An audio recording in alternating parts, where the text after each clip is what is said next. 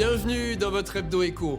Aujourd'hui, nous allons vous parler de la pénurie de matériaux. Cela peut paraître incroyable, mais nous manquons actuellement de puces électroniques, de plastique, de pâte à papier.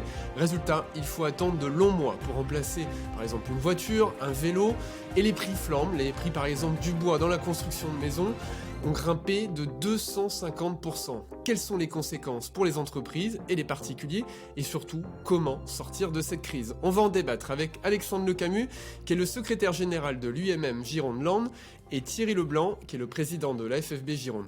Alors Alexandre Lecamus, expliquez-nous aujourd'hui quelle est la situation justement dans l'industrie en termes de pénurie. La situation, elle est préoccupante, clairement, y compris au niveau microéconomique, dans les PMI et les ETI de la région, pour des problèmes d'approvisionnement, de désorganisation des chaînes d'approvisionnement, sur le sujet des matières premières. Évidemment, les aciers, les intrants chimiques, les plastiques, les résines, donc des produits, des matières premières qui sont indispensables aux chaînes de production et sur lesquelles il y a aujourd'hui des difficultés d'approvisionnement, des pénuries, des augmentations de délais et des augmentations de prix. Ça, c'est la partie matières premières. Il y a également le problème des biens intermédiaires qui sont aussi en pénurie. Donc on parle beaucoup des semi-conducteurs qui sont aujourd'hui dans l'ensemble des produits industriels ou quasiment. Les fameuses puces électroniques. Voilà, les fameuses puces électroniques, mais ce sont aussi tous les biens intermédiaires qui sont nécessaires pour la construction d'un produit industriel fini. Donc où, pareil, les délais d'approvisionnement en chaîne s'allongent et les prix augmentent. Donc ça pose des problèmes clairs de production pour les entreprises qui s'étaient un peu sorties de la dépression d'activité liée à la crise sanitaire. Aujourd'hui, la reprise est menacée parce qu'il y a eu des effets de déstockage du fait de la crise, parce que les entreprises, les stocks, ça a un coût. Donc quand on est en mode défensif, on déstocke pour prioriser l'emploi de ces financements. Et donc on arrive dans une situation où les stocks sont peu élevés et où il y a des difficultés d'approvisionnement, donc avec des impacts clairs sur la capacité pour les industriels de tenir leurs délais et leurs coûts en termes de production. Quels sont aujourd'hui les secteurs les plus touchés ? Alors c'est assez universel parce que les intrants d'une production industrielle sont les mêmes à peu près pour tous les produits. Alors les impacts les plus importants sont dans les filières industrielles qui sont le plus organisées, qui sont le plus à flux tendu, où effectivement on a entendu parler dans l'industrie automobile, il y a des arrêts de chaîne, les chaînes de Peugeot 3 semaines en France, pour l'usine de Peugeot à Sochaux. Voilà, 3 semaines à Sochaux, on parle même de 6 semaines à Rennes. Donc voilà, donc là c'est des impacts de coûts immédiats et puis qui se répercutent évidemment sur l'ensemble de la chaîne de sous-traitance, puisque quand l'usine d'assemblage s'arrête, toute la partie production en amont s'arrête aussi. Oui, ça veut dire après des retards de livraison dans les voitures. Vous, dans le bâtiment, l'impact aussi est important. Thierry Leblanc, vous êtes le président de la FFB Gironde. Aujourd'hui, on voit que les prix, par exemple, du bois de structure qui sert pour la construction, de l'acier ont flambé. Comment les entreprises gèrent cette situation ? Alors les entreprises dans le bâtiment sont très inquiets et préoccupés parce que là vous parlez du bois, de l'acier, mais ce sont tous les matériaux qui ont augmenté et d'une façon significative entre le plastique aussi. Le plastique entre 20 et 40%. Il faut savoir que le cuivre en un an a pris 61%. Alors je connais bien parce que c'est mon secteur d'activité. 61%, il est compliqué pour un entrepreneur de répercuter les prix, sachant que dans le bâtiment, on signe des marchés à prix ferme et non révisables pour les marchés privés.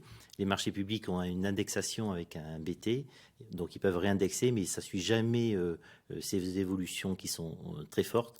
Donc aujourd'hui, on a un secteur qui sort d'une crise sanitaire compliquée et qui voit arriver une complication vis-à-vis du client final. Alors, comment on fait ? Parce que si, par exemple, un particulier signe un devis, dit voilà, moi, je veux avoir une maison dans 6 mois. Il a signé ce devis-là il y a quelques mois. Il s'attend à ce que la maison soit construite, mais en même temps, l'entreprise va pas faire le chantier à perte ou forcément lui faire une augmentation de prix de 20-30%. Donc, comment on gère cette situation ? Alors, il y a deux cas. Il y a les chantiers qu'on va signer. Donc ça, ce qu'il faut, c'est que l'entrepreneur mette une révision de prix un index de révision de prix avec le client, hein, et lui signifie que le délai de signature soit raccourci. Hein. Par exemple, on met 3 mois pour une prise de décision, il faut le raccourcir à 1 mois. Ça, c'est un des éléments. Et puis, il y a les marchés qui sont signés, qui sont commencés. Et ça, c'est des chantiers qui peuvent durer entre 12 et 24 mois. Et là, c'est un réel problème parce que l'entrepreneur est au milieu du gué, subit les augmentations et doit avoir une négociation avec son client final, parce qu'autrement, il risque de ne pas finir le chantier. Là, ça sera dramatique pour tout le monde. Oui, parce que le problème, c'est qu'on n'a pas de visibilité. C'est-à-dire qu'on ne peut pas dire on va attendre que les prix baissent sur certains matériaux parce qu'on n'en sait rien. Ils risquent même d'augmenter encore plus. Alors, on n'a aucune visibilité. On est sur des marchés mondiaux. Les producteurs de matériaux sont mondiaux. Ce sont des gros ensembles. Donc, on a peu d'impact dessus. Hein. C'est un marché au niveau international. Et en plus, les entrepreneurs du bâtiment sont le dernier maillon de la chaîne. C'est-à-dire qu'ils subissent les hausses que leur imposent les fournisseurs. Et même s'ils essaient d'avoir des négociations, les prix sont réels. Ça veut dire quand même que globalement, on peut dire que sur 1 an ou 2, les prix à la construction vont forcément augmenter du fait de cette situation. Bien sûr. Les prix ne peuvent qu'augmenter aujourd'hui. Hein. Si vous faites un devis aujourd'hui, vous interrogez vos fournisseurs, ils vous imposent des augmentations et les prix augmentent. Sans compter le risque, effectivement, comme vous le soulignez, qu'on ait des chantiers qui soient arrêtés. Hein. Alors, le risque des chantiers arrêtés, c'est pour donner un exemple très simple, hein, vous avez quelqu'un qui fait de la charpente métallique, le coût de l'acier doit représenter 60 à 70% de son devis. S'il augmente de 40% et qu'il gagne, ses comptes de résultats montrent qu'il gagne 2%, mais il est en perte, donc il ne peut pas faire un chantier en perte. Il tue sa boîte. Quand est-ce qu'on peut revenir à la normale, Alexandre Camus? Dans l'industrie, on sait que, par exemple, pour les semi-conducteurs, c'est un vrai problème aujourd'hui qui va durer plus que 6 mois. Mais le retour à la normale est espéré quand même sur un certain nombre de matériaux. À quel horizon? Alors c'est très difficile à dire, hein, parce que les causes de ces problèmes d'approvisionnement, elles sont multiples, elles sont à la fois conjoncturelles et structurelles. Conjoncturelles, c'est géopolitique, hein, parce qu'on voit bien que l'Europe n'est plus prioritaire. Hein. Exactement, j'allais y venir. Conjoncturelles parce que ce gigantesque stop and go là sur la production lié à la crise sanitaire a des effets à moyen terme, parce que quand on arrête un haut fourneau, par exemple pour la production d'acier, il faut plus de 2 mois pour revenir à une production nominale. Donc on voit bien que ces perturbations, elles ont des effets en chaîne qui peuvent durer dans le temps. Ça, c'est le premier point. Le deuxième point, il est géopolitique, vous l'évoquiez. Un des problèmes, c'est que la zone euro aujourd'hui est beaucoup moins dynamique que la zone Asie ou que la zone américaine, et que dans ces grands marchés mondialisés de matières premières qu'évoquait le président Leblanc, la zone euro est dépriorisée. Donc on passe après les zones plus dynamiques où les prix sont plus élevés, où il y a plus d'argent qui circule. Donc ça, pour donner une illustration, la production mondiale d'acier, la France c'est 1%, l'Europe c'est 7%, la Chine c'est 60%. Donc on voit bien que dans ces grands équilibres, la zone euro aujourd'hui est dépriorisée, et c'est une problématique globale qui menace de durer.